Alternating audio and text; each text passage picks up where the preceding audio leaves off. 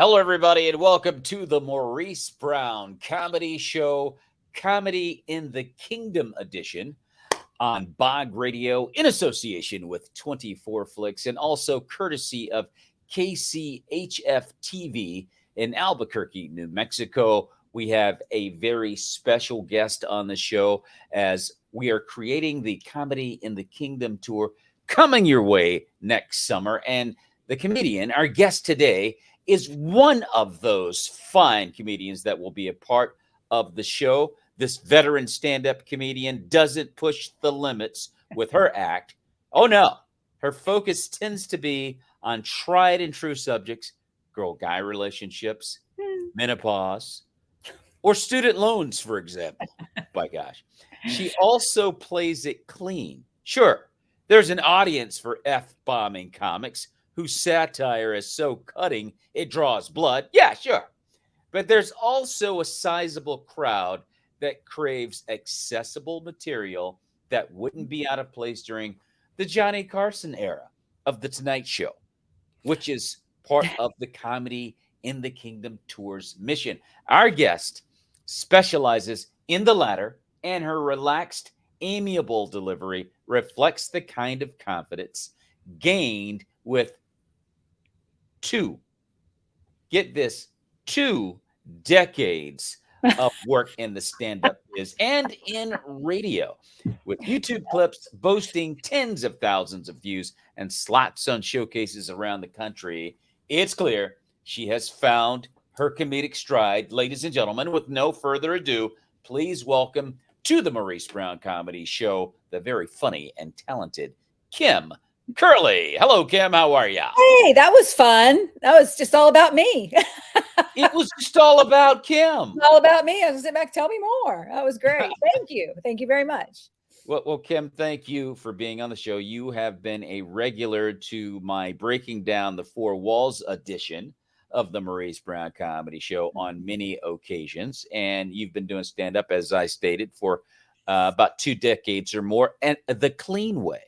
And that's the main thing that we want to emphasize on the tour that we're creating, because people want to be able to go out and have a good time and not hear a bunch of profanity or gutter talk and F-bombs dropped in and all that type of stuff. I mean, okay, there's a place for that. There are a lot of people out there that don't want to hear all that. They'd like to just go out and have a good dadgum time and call it a night. Yeah, I just want to go out and have fun. And, you know, a lot of times when you do hear the F-bombs a lot, that's supposed to be like that's the trigger. You're supposed to laugh now.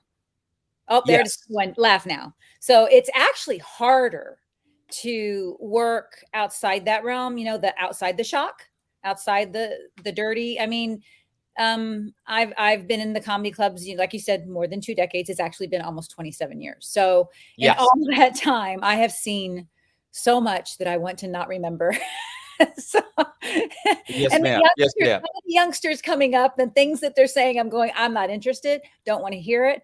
And so I think that if you come to see my show, you get to know a little bit about me, because I do touch on my life and I do touch about things that are going on, but make it funny. You know, it's just fun. And there's so many people who just want to go out and laugh and have a good time and not listen to crap. Can I say that? Okay. You can say that. You can absolutely say that. That passes, Kim. And that's a very true statement. And I want to let everyone know you're listening to the Maurice Brown Comedy Show on Bog Radio with comedian Kim Kerley, and also in association with 24 Flicks, courtesy also of KCHF TV 11 in Albuquerque, New Mexico. And Kim, you know, you had an opportunity to do a dry bar comedy special in Provo, Utah a few years ago. And that is one of there are a lot of good clean comedy shows out there, but dry bar comedy, they're one of the best at producing clean comedy. Yes, I did that a while back. I really would like to do another one. So that's what I'm kind of working on, setting it up, because now the way they do it now, they want to come out and see you. But I'm telling you, when I did it, I was the 3rd season, and they sent me a video of things I could and could not say and do. I mean, they were strict, so strict that I thought, geez, I've got this joke where I want my husband dead. It's good, clean fun. And there's a before and after. It's not just that hard. And I thought, I can't do that because that's very harsh. So I said I was married when I did that, because it's easier to hear that, oh, you're married and you're in a good relationship. So, oh, that's just one of those, you're just having a hard time thing. I mean, it was tough. I was scared. And so I'd like to go back and do it again and not be so scared of that. It was interesting. I don't know if you know Brad Upton. I just did a couple of shows with him, and he's a dry bar. And what he did is he really utilized that to just catapult his career. And okay. Yeah. Now, I'm not familiar with Brad, but as you mentioned, doing it again, I know Robert G. Lee, who's a part of our tour, and Brian Kohatsu, I want to say, and Mike James. I think they're going back and they're doing it again. Yeah. And a couple of other comedians out there that have done a dry bar, they're going to go back and do it again. So I think they would be 100% open to that. I'd love to see you do another one. I mean, things change. We've gone through COVID. We've gone through a lot of different things. And you're always on the cutting edge of what's happening. I want to do our audience a favor and give them a little snippet of your dry bar comedy special from Provo, Utah. Ladies and gentlemen, Kim Kerley. In marriage, this is another study that came out. I'm a counselor. I really am. And, I'm all about getting life right. I want to get life right. I want to be happy. I want these things. I want these things for everybody. And I have friends who tell me everything. I had a friend that just came to me and she says, oh my gosh, I just got engaged and it was the worst proposal ever. Her boyfriend, now fiance, because she said yes, brought in a bag, put it on the kitchen counter and said, there you go. Yeah. She took it out and it's a beautiful, beautiful engagement ring. It's gorgeous. So she looked at him and she said, will you at least ask me? And she handed him the ring. He took the ring, held it towards her, and he says, do you promise not to change? See, the guys are all thinking, well, that's pretty much what I was thinking. I didn't say it. Men don't want us to change, but the truth is, ladies, we change every 5 minutes. We're a different person. That's the way we are. It's great. It's fun. Go with the flow. And you know what the other truth is that the one thing women want in their man is for them to change. But men don't change. They stay the same. You're not going to change them. How many times did your mother tell you that, ladies? You're not going to change them because she tried. The words of wisdom. There are men here tonight still wearing clothes from junior high. Come on, you know that's true. I go in my husband's closet and I take stuff out and he doesn't even know I got rid of it for months. He doesn't even know. But it had to go. Hey, where'd that yellow shirt go? Got it in high school. Where is it? It's my favorite. I don't know. I don't know where it is. They say that it takes 26 years into the marriage before you finally feel true joy, true love, and true contentment. 26 years. Yeah, swallow that one, people, huh? I had to. I'm newlywed, 57. I'm never going to feel love, joy, and contentment. If I do, it's going to be on my deathbed, isn't it? I love you so much. I'm taking that with me to heaven. We're so different. You know, the menopausal brain for a female, we become more logical after it's all done.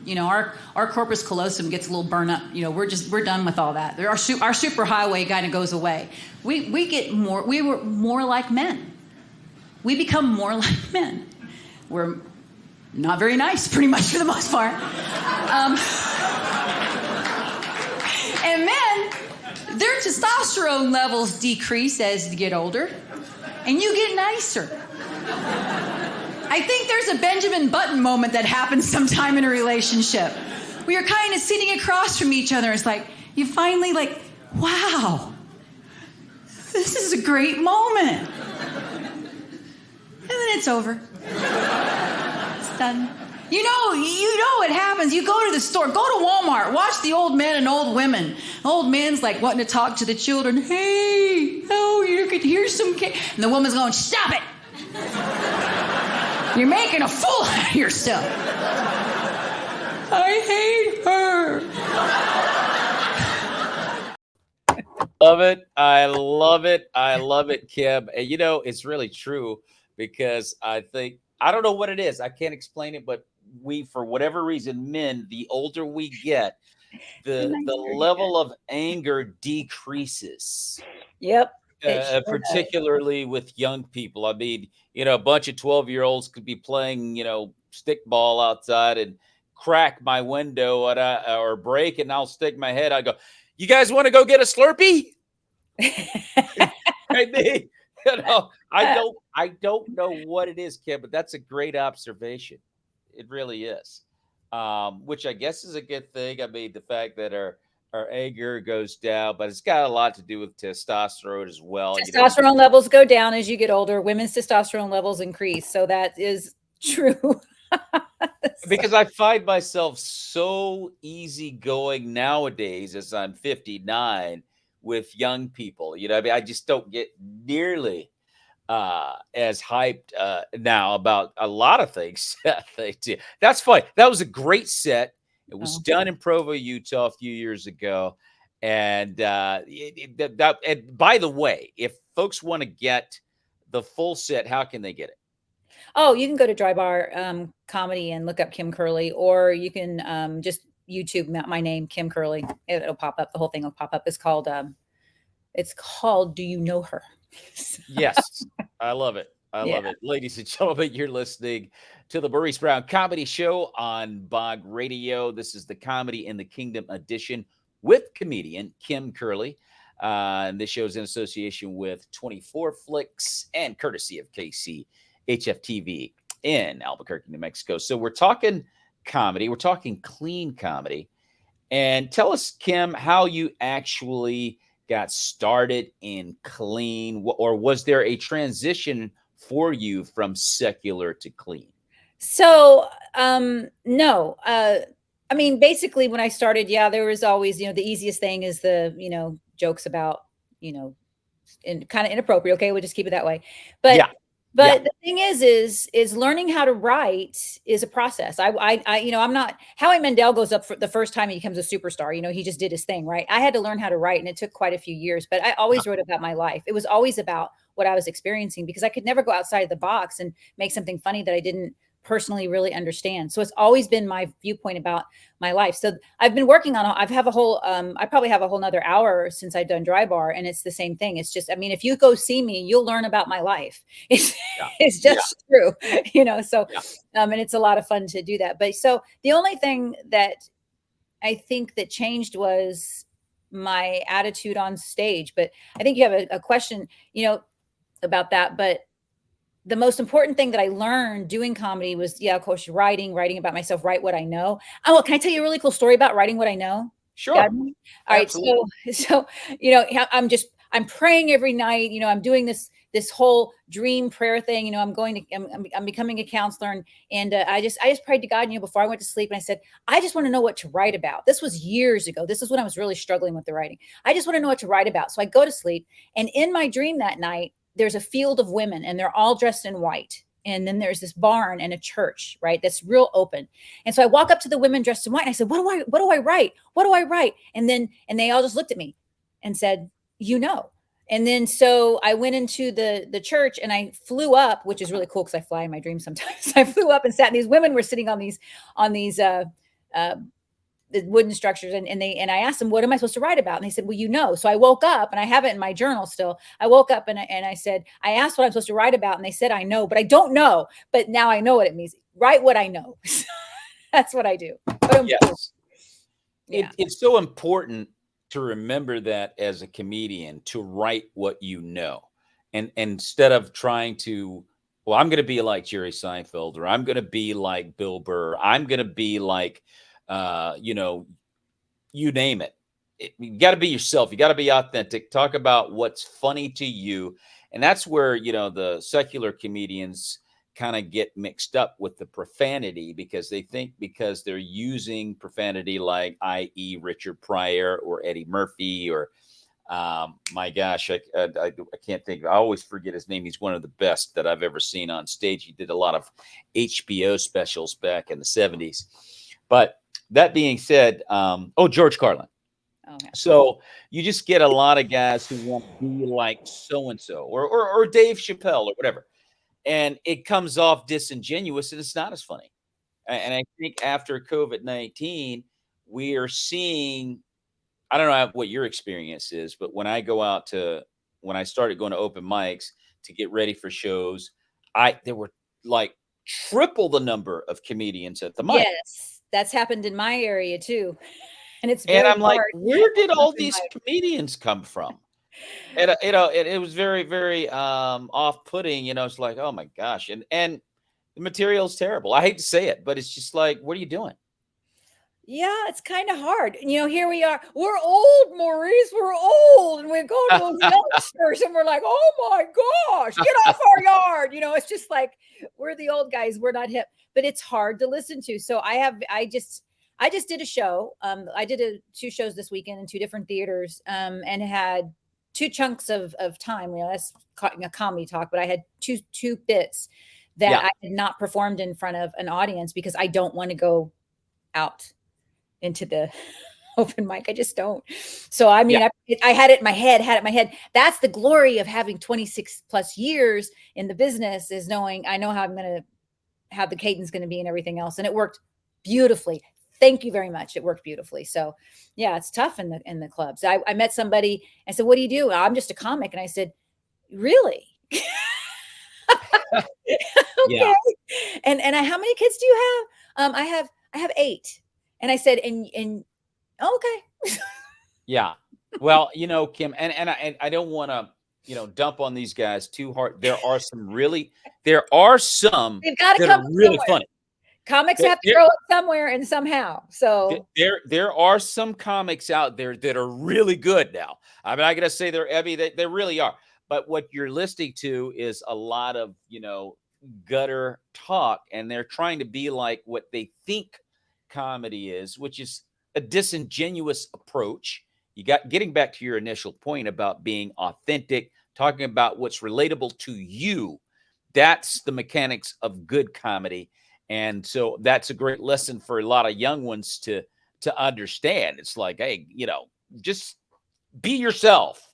Just talk about what's funny. It may not be necessarily relatable to everybody else. Got to be relatable to you, ladies and gentlemen. Pick one of your personalities and go with it. That's what you got to do. Pick one of your personalities, man, and go with that. Go with Tommy. So anyway, that being said, you're listening to the Maurice Brown Comedy Show, Bog Radio in association with 24 Flicks, and also courtesy of KCHF TV in Albuquerque, New Mexico. We're talking with comedian Kim Kerley. Hey. And Kim, I want to ask you about your view of stand-up today. I talked about a couple of eras as we were just talking, but how do you think stand-up comedy in 2023 is perceived? Good question. I think that, the people who are going to the clubs are older people. It's younger people tend to stay home and watch the specials on TV, Yeah. So who's got the money and who's going to go out and make it a date night and go out? So when and that's good for me because my audience will show up. So that's great. I've got an older audience, but yeah, I think that's changing. I think going to the clubs is changing. How the clubs are booking comics now are changing. It used to be you go Tuesday through Sunday. Yeah. You book at a comic. They don't do that anymore. So they're hitting and they're doing, well, I'm going to be there Wednesday, Thursday, Friday. Someone else will come in Saturday. So they're really starting to mix things up. So there's some differences there. But that's why I got to know so many comics in the business. I mean, I was just blessed to work with so many big names in the business who would come in and stay a whole week, and I'd work with them a whole week.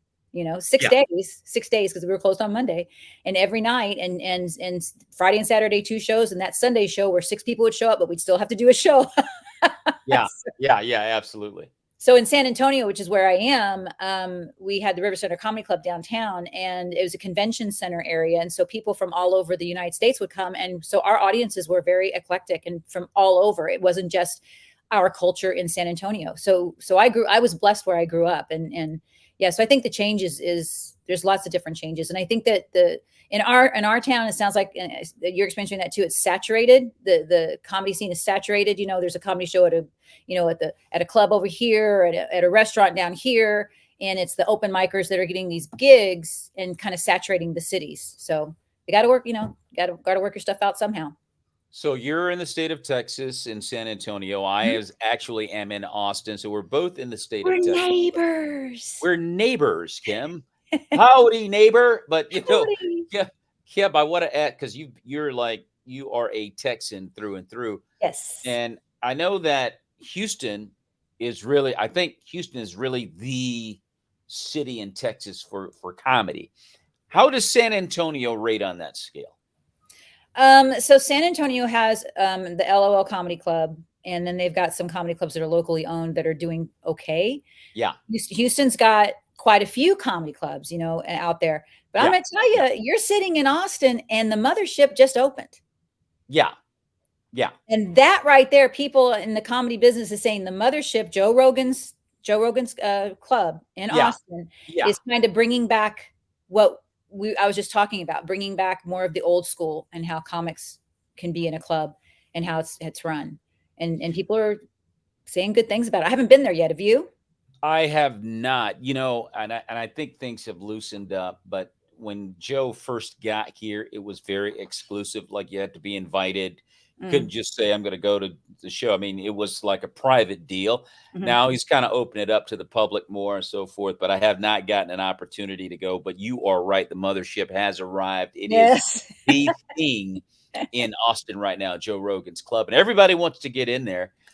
Quite frankly and honestly, in 2023, I haven't really gotten out as much as I'd like to. I mean, I made the transition here and I've been focusing more on this platform, and I'm now we're trying to put the tour together, and I'm now thinking about getting back into it heavy in preparation for it. But I've been out a few times in Austin. Austin's a good comedy town.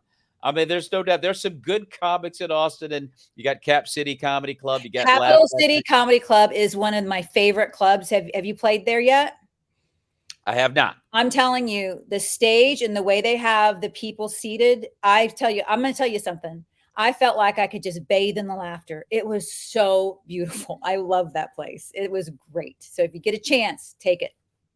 Well, my wife and I actually saw Al Sadiq over there not too long, the beginning of the year. And so I got an idea of the flavor of that comedy room. And it's a really great comedy room.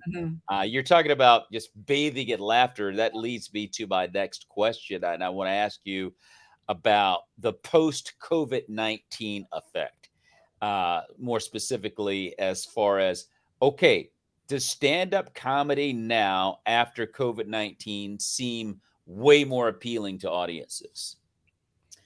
Oh, I don't know that. I think that everything's more appealing after COVID-19. True that. Going out to eat, everything else, it was crazy. I think that getting out, maybe there was an increase actually in people coming to the clubs. I don't know. I really don't. I know that I've been real. Of course I've got a piece on the pandemic. Of course I do. Yes. And that always, it's not over yet. And so it's still good. It's still a good piece, about COVID, and people are so receptive. It's like the minute I start talking about it, everybody's like, yeah, we know. Yeah. Well, I can honestly tell you, like I said, I haven't been out a ton, but I can honestly tell you the times I've gotten out in 2023, I've noticed that actually I can go back to 2022, and I noticed that audiences seem to be really ready to just let it out. Yes, I want to laugh. Yeah. You know what I mean? It's like you can just kind of do a regular set and you kind of like, whoa, they're really loving this. So I think the relief of being able to go out and just have a good night out is making it easier. So important. And it's so important. What we do is therapeutic. It's medicinal. It's spiritually and mentally medicinal what we do. And I've found it to be and pretty easy. But I didn't know if you had the same take, what your feeling was on it. You know what my feeling is that if I'm just worried about them laughing, Maurice. I really don't. I'm living in a bubble. Do well, do well. Yes, yes. Be Well, I mean, funny, be clever, be funny. Yeah. well, that's spoken from the heart of a true comedian, because that's all you want to be thinking about, That's honestly. it. The craft, the mechanics of comedy, setup, punch, pacing, style. It's just demographic, Yep. gravitating to what I'm talking about, yada yada, the whole 9 yards. That's what we as comics are always thinking. I want to ask you, Kim, about, okay, hecklers, Ah, because when we're up there's a certain standard that people kind of expect for a clean comic to withhold up there. mm, And in the face of it, it can be very, very difficult. Okay. If you're trying, when you're trying to not go to the gutter with them, or say what you're really say mhm, what you're really thinking, mhm. there's something that you've got to remember, that, okay, I got to represent this. How do you handle hecklers when it So I am happens? going to go in the Wayback Machine, and we used to have a midnight show at the River Center Comedy Club, and that midnight show became a cult thing in San Antonio. I'm telling you, we'd have Saturday night after Saturday night, we would have 350 people packed in there, and people were turned away. And Yeah. every time I went up, I got heckled. And Okay. I let them have it, it was one of those things. And so I got really good at it. And then one Yeah. night I was in the comedy club and I got heckled from the back, and this was at a regular show. Yeah. And when I let her have it, they turned against me. And when I got off stage, I found that she was a woman in a wheelchair. And I didn't see that. And Yeah. so they turned against, like, you can't, you're talking to this woman. So I decided at that point, that's not going to be my bag. I'm not going to do that. And the truth is, my show now isn't really conducive to like negativity. And if Yeah. someone says something, I can bring them in and laugh a little bit or make a quick joke, but never at their expense, like junior high. So I try to do that because Yeah. I don't Yeah. want to go there because of that lesson. But it was funny because I worked with Ron Ramey. Now, he was in Planes, Trains, Automobiles, and he has since passed away. But this man would show up on Saturday night dressed in an Armani suit and, just dapper as heck. And I dressed up because I knew he was dressing up. So that night I was looking good, and I was thin, and I was so excited. And I had my show, and I was hosting the show. And I Yeah. get up there, and a woman started heckling me. And I'd already made the decision, I'm not going to engage in negativity. I Yes. made that decision. Yes. And so because also one of the things that I had also learned, because learning comedy it's truly, truly a very difficult art. I learned now I can walk out on stage now and people are automatically like, they're okay. But before I would go out tense and kind of, I'm going to get this done. And I'm going to be a great comic. And they felt that. It's just Yes. interesting, even that energy. So I get up there, I'm looking good, I'm excited, and this woman starts attacking, and I do not respond. And I move to the other side of the stage, and she continues to attack me. And Okay. so I finished. So I get off stage. Ron Ramey stops, because I bring up Ron Ramey, and he stops me. He says, stand right here. And I stood behind him, and he spent 15 minutes with this woman who had attacked me. And he Oh, did wow. the dirty work, but he found out, well, she just got divorced. She just signed her divorce papers. She was drinking, it's all these things. I was like, I couldn't have brought that out in my little time that I was up there. But so in my mind, I'm thinking, you don't know what people are going through, but hecklers really believe they're helping you. Did you ever watch the James Kennedy talk about, it was a whole thing about hecklers.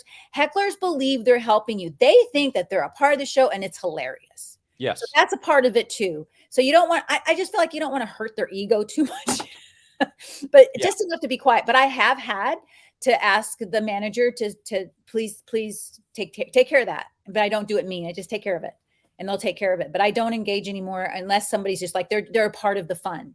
Then I'll bring them in on the fun, if that makes sense. So. Oh, absolutely. Makes perfect sense. Anthony Anderson of the hit sitcom Blackish was Yeah. a very, very funny guy. And he started out in stand-up comedy years and years ago with people like Jamie Foxx. And matter of fact, he actually started out as a heckler. He didn't have the guts to get on stage. I didn't know that about him. Yes. Which is also the reason why you have hecklers as well. They're doing something they wish they can do. Could do, yeah. And Yeah. so he spent most of Dwayne Johnson, who's now known as The Rock, was also a young comedian at this time. And there are a lot of familiar young comedians at this time. And Anthony was just making jokes about them, and he was entertaining the crowd quite roundly from his table and position. And so what they did was they said, "Hey, why don't you come up here?"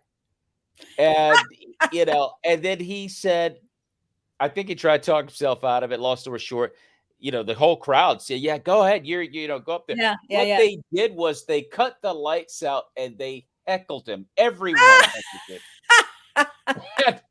And so he went back to I think he went to the bathroom, trying to, compose himself. It was such a horrific experience for him. You know what? Because comedy's hard, Maurice, and people think, "Oh, I can do that. Oh, I can tell a joke and I can do that." Really, really try. And recently I met Henry Winkler, which was just really cool. And we were talking, and I said, I wanted to be an actress. I wanted to be an actress. And I said, I watched, Happy Days, and I was too afraid to go to California. I was too afraid to try it. And he goes, "What you're doing," he said, "what you're doing as a comic is very scary, and I would never do it." Yes. Like, okay. And it is. And honestly, you have to be built a certain way to do what we do.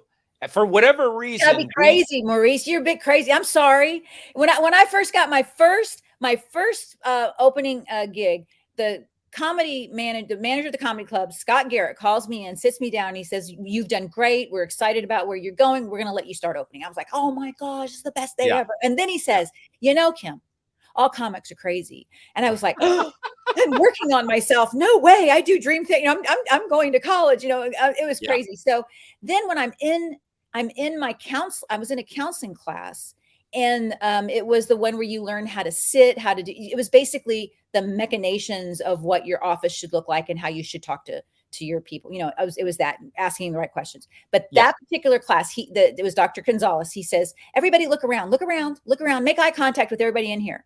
And then he says, "Everybody in here that wants to be a counselor, there's a reason for that. Y'all are a little bit crazy." And I started laughing. I was like, "Yes, I've heard that before. I get it." And other people were like all offended, but I thought it was great. And he started laughing with me. I totally understood. So there's just to get up in front of an audience and tell jokes, and just to work and that laughter, it is a very unique thing. It is something in there. We got something in there that we want to, I know where mine comes from. And when I was little, or when I was in junior high school, I was the funny person. I was loud. I was probably very obnoxious. And now I'm cool because I have a place where I can work all that out. Yes. Yes. And I always tell my wife, I said, the feeling before you get on stage is like, for me anyway, it's like you're Evel Knievel. You're about to jump over 25 garbage cans. You just, that's the exhilarating feeling that you have, but you kind of love it though. Yeah. I mean, it's not an overwhelming thing. Like, I can't do this. We have to do it. I've talked to comics. They say, "So if you had the choice where someone said, you can't do comedy ever again unless you give up your right arm." You know how many one-armed comics there'd be? We'd all be, "Okay, cut it off because I can't stop doing comedy." I know when I first got on stage, that first 5 minutes that I did in Austin, Texas, first 5 minutes that I did, that was it. That was it. I've never stopped being on stage since. So. It's quite a feeling, and it's about, and this is why hecklers have this issue as well, because you have this line that you have to cross. Like, you can be funny at in a social gathering or setting. You can be funny at a party. You can be funny in the break room at work. You're just funny at the table when you're out with your friends. So you have the ability, but there's this line. It's like crossing over to the other side. Mm-hmm. Like, you had that experience. You did it, and you're like, "I'm never turning back. I love it over here." Yeah. And that's the challenge that most hecklers in particular, they have. It's like, they can't cross the line, Kim. They just can't do it. There's a fear factor. And that fear keeps them on the other side, and it manifests itself into heckling. Now, what I do, I just kind of like, fold what they're saying into my routine. "Yeah, you're right, but catch a hold of this and I'll keep going." Mm-hmm. I said, "Great point, but," and I'll keep going. Because really, also, they're looking for 15 minutes of fame. If you go, Right. "You know what? That's a great point. I like that. However," and you keep going. So now they got their attention. Like, they helped. I helped. They think in their mind, I helped. And they'll sit down. Invariably, 95% of the time, they will sit down. You don't have to humiliate them. You don't have to attack them. For the most, not to say there's some out there that you have to deal with, or you got a problem here. There are some people that get a little obnoxious, and sometimes they need to have the managers tell them it's time for you to stop. You know, you and I've both seen that. You just it happens. It happens. You know, the security will have to come out and escort these people out of the building. But I think taking the high road, as you've accurately stated, is the way to go, because for the most part, they're just looking for a little bit of attention, and they will sit down invariably. And if you ever have to I've seen comics, Kim, secular comedians in particular, that there's some clean comedians that'll get you really good too.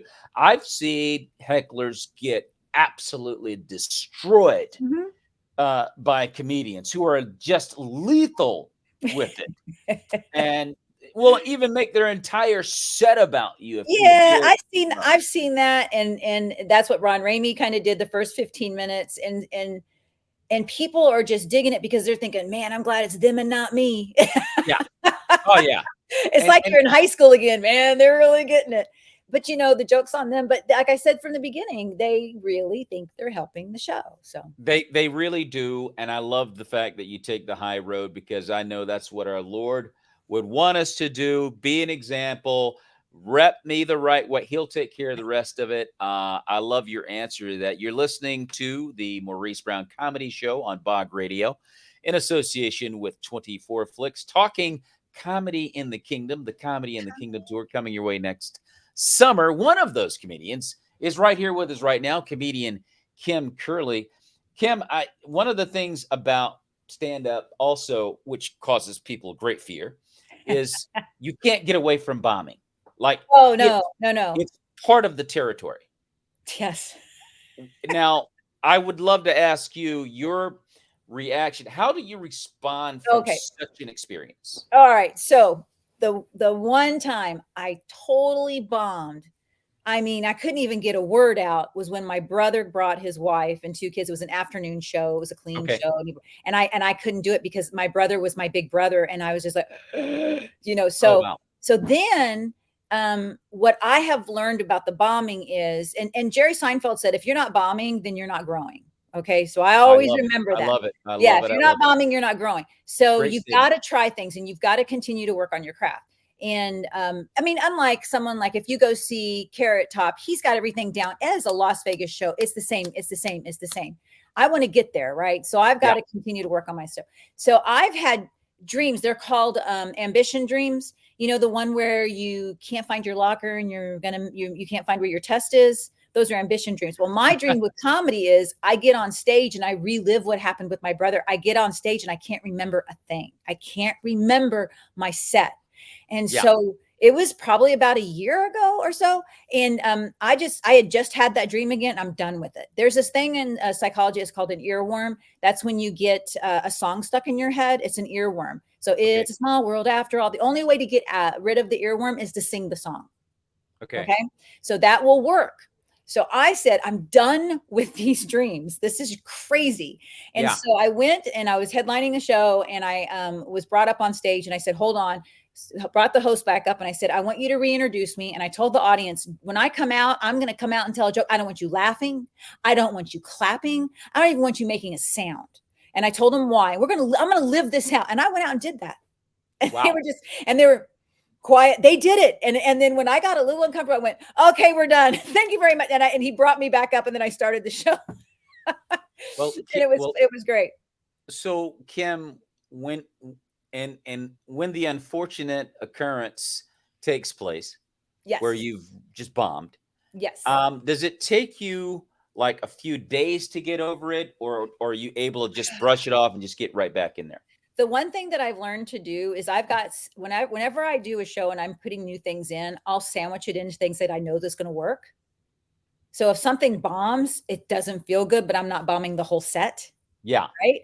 So I sandwich it in, and so I know I'm gonna rebound, because you know what? It gets bad because it affects me. Right. You know, you can act all cool, but we're inside, we're going, what's going on? Oh We're yeah, freaking yeah. out. You can't. You So, can act as so cool I'm as you acting want cool. to. I'm Yeah. acting cool. And the other night, there one of my jokes didn't work as well in Dallas as it did in San Antonio, and I said something like that, and they all started laughing, but I'm able to laugh it off. But it's really important now to not totally bomb a whole show. But there's some times that I go and I wouldn't call it bombing, but it's like I didn't get the reception or I didn't feel the love or the laughter as Yeah. much. Yeah. And so walking away, there's a saying in comedy, you're only as good as your last set, right? Yeah. Like, I'm gonna go home and work on it and I'm gonna get this done. And some people that, well, it was the crowd. It was the crowd, Kim. It was the crowd. I was like, no, it wasn't the crowd. It wasn't the crowd. It was me and I need to work on it. So And that's really what we need to understand too, is that it's never the crowd. It's you. it's a good excuse. It's a great excuse to use, and you can use it effectively even, but at the end of the day, it wasn't their fault. You have to I No, did a show with Brad Stein. I don't know if you've ever met Brad Stein before. I no. did a show with Brad Stein about, oh my gosh, about maybe 15 years ago. And Brad thought that I was a white guy. I organized a show. I brought him in, and he came to the airport. I went to pick him up, and he goes, "My God, you're black." So we got to the show, and obviously the show was packed with black people. And so he thought he was doing a white Republican show. It was very funny. So and he and started out, and he started bombing Kim. And uh, I went, "Oh no, how's he gonna get out of this?" And he did a pivot right there, and he killed. He destroyed the room.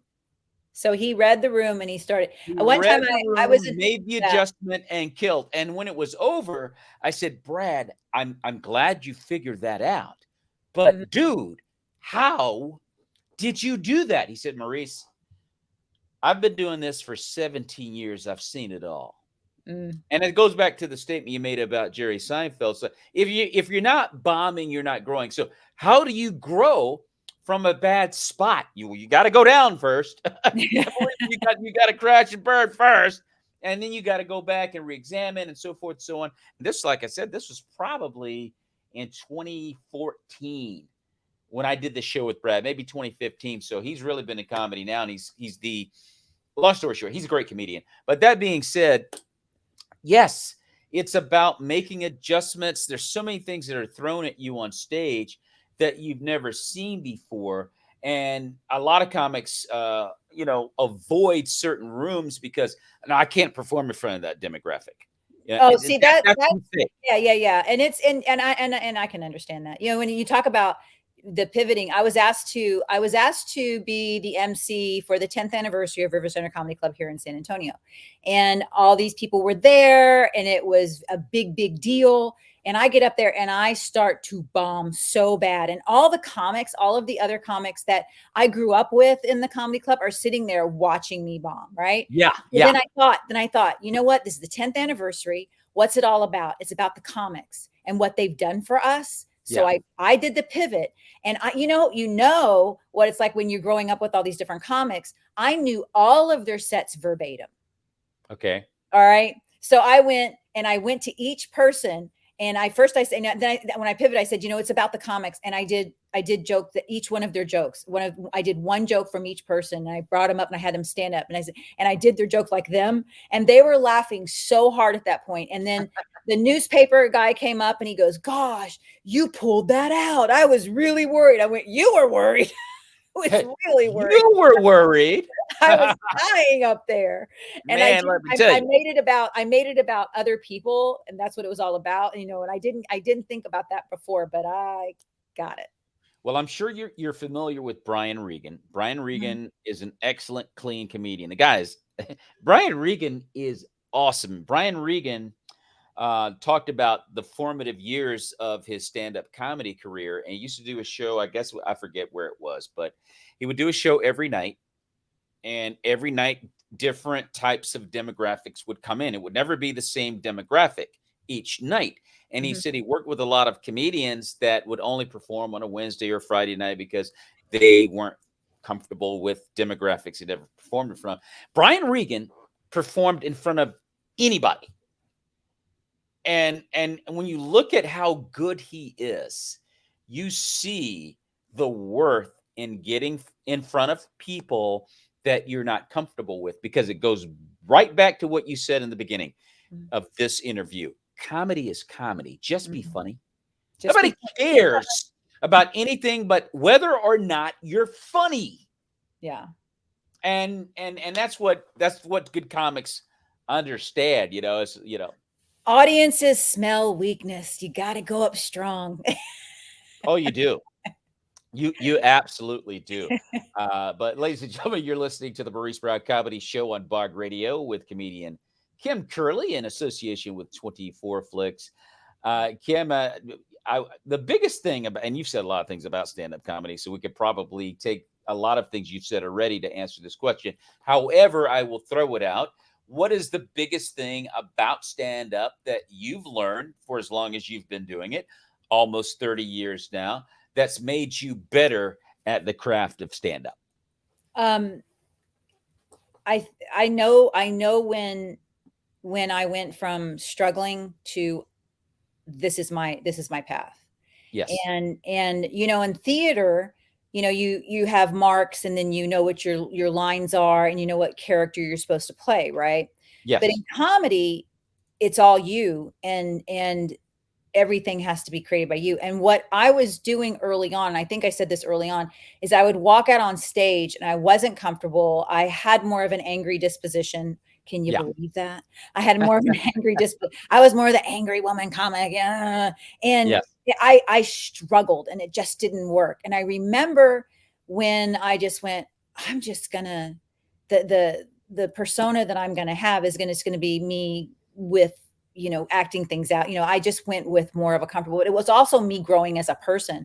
I remember walking out on stage when I had figured all that out. And I remember feeling the audience, and they were so relaxed because they knew that I was going to take them on a ride that they, it's like, she's comfortable, I'm comfortable. Yeah, and, exactly. And the thing is the one thing too that I've learned is I'll watch other comics and they'll take me on a ride that I just love, right? I didn't think that way. That's really cool. We want to be surprised. Yeah. And so that's kind of what I also work towards is when you come to my show, because I'm me and I am different and I'm not copying anybody. Maurice, I don't watch that much comedy, and that's probably bad. And I've recently started watching more, but I wanted not to be influenced at all, if that makes sense. It's terrible. I've been told that was terrible, but I didn't watch. I didn't steal anything. I haven't ever taken a line. This is all me. So I'm hoping that my audience has that experience to where they're on a mental ride with me and they're going to have fun with it. And I learned that that's important. I mean, right. I was working with this one young man, and he was a philosophy major, and I was so excited to watch him, but he was like, he's going to do some fun stuff, and he didn't. I don't want to ever do that. Yeah.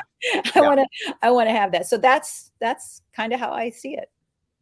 I think and everyone's got their own style, and you got to stay true to it. As you stated, I don't get into watching other comedians. I try to just focus on, what I want to talk about and be myself. And then there are other, angles. I like watching different comedians just to see different styles, different approaches, different. Yeah, I've started doing that more now that I'm more comfortable with myself. And, talking about comics, in the secular business, I did go see Cat Williams. Now, he's very dirty and he's very secular, but you know what? The man had a show from beginning to end. It was a show. And that's super important. You just can't go up there and flippity do and do this and that. It's, there's a theme, a show. And I think that's important. I learned from that. And I also learned you shouldn't have 100 openers. Well, that would be a good idea as well. Yes. You talk about. Go ahead. No, I was going to say, you were talking about different styles, and Don Rickles, wasn't he growing up? Johnny Carson, so many different effective styles. He was a mean guy. He gave this mean persona, but Don Rickles had the ability to make you like him. Right. It's kind of like you kind of saw that he was a good-hearted man, just having fun. Like, you just felt like he didn't really mean that. I don't know how he pulled that off. He was a character.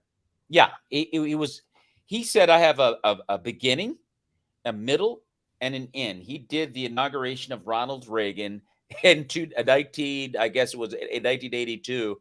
And he just said he didn't know what he was going to do for the most part, but I have a start, I have an in between, and I know how I'm going to bring it home. Mhm. And everything else in between was just kind of like, what came to mind.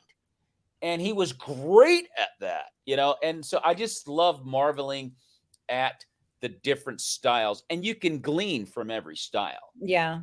and go, wow, I should try a little bit of this and try a little bit of that and so forth. But I did want to throw that question out to you, Kim. A great answer. Oh, cool. And this has been a great conversation. And before we get out of here, I want to end on this question. What advice do you have out there for clean comedians who are young and they want to stay clean? What advice do you have for them? You got to put a lot of work into it. Yeah. Yeah. It's work. I also think that it's so important if you have other comics that you can sit down and start, brainstorming and everything with, but it's work, and it's just getting out there and honing the craft. But, clean comedy to me, it's just, let's leave out the filth, anybody, the truth is, Maurice, anybody can do that. Yes. Anybody can do, and they do.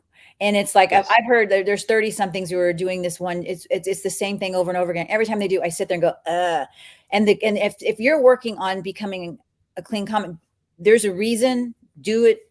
Like I said, find out who you are, find out what your persona is on stage. One of the best advice I was ever given was from some managers that worked out in Hollywood, and said, your set should be your POV. And as far as we're concerned, if we should be able to watch this and turn, and the sitcom is already made. The character is there. You can see everything, but the sitcom's already made. So the people, comedy used to be, and I don't think it is so much anymore, that the comedians would rise up and then they get a sitcom. Yeah. That's something that's changed. They're not getting sitcoms anymore. I still want a sitcom. I want a sitcom, and I want my own perfume. That's when I know I've made it. Well, you're actually in a film called Skip Day. Tell us a little bit about that real quick. Oh, I did Senior Skip. It's a local filmmaker. He also works in Hollywood, so he does these local shows, and he asked me to be the principal, which was is my first acting on screen. I've done a lot of plays, and then I just recently did it's another film, and it's called American Teen. So he does these like John Hughes type movies, and so I was in that. And I've got to tell you, I'm going to brag on myself a little bit. My scenes are great. Okay. I went to watch it. I sat in the back because the strike's going on. So I went the second day, and I didn't take any pictures with anybody, but I sat in the back. And when I came on, and when I started doing it, wasn't like a funny show, but everybody laughed. And then when I got people, oh, your character was so good. I had 4 really kind of small scenes. So I'm super excited about that. And my goal is to be in a Hallmark movie. I can be a mother in a Hallmark movie. And I think I'm going to dedicate my TikTok to that. I'm going to dress up in Christmas clothes, and I'm going to carry a mug, and I'm just going to say one-liners all until I get a part in a Hallmark movie. So. Well, ladies and gentlemen, you heard it right here. And for any screenwriters and directors out there that are looking for someone that would be great in a Hallmark film, Kim Kerley's your person. She's your person. And Kim Kerley is also a part of the Comedy in the Kingdom tour that we're creating, coming your way next summer.